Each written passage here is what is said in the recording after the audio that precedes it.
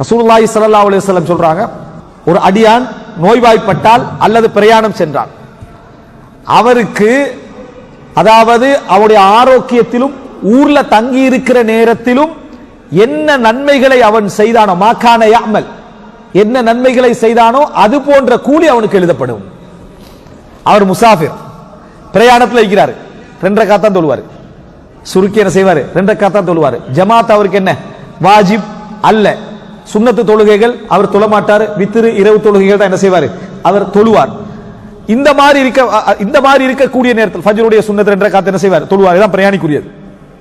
ஆனா அவர் கூலியில் எப்படி எழுதப்படும்? அவருக்கு 4 தொழுததாக, சுன்னத்துகள் தொழுதாக, அவர் என்னென்னலாம் ஊர்ல செஞ்சாரோ மாகான யாமல் அத்தனை எழுதப்படும்.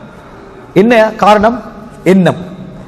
என்ன அவரால் செய்ய முடியவில்லை, வளமையாக செஞ்சு வந்தாரு, ஆனா அந்த பிரயாணம் அவரை தடுத்துட்டு, அல்லது நோயாளி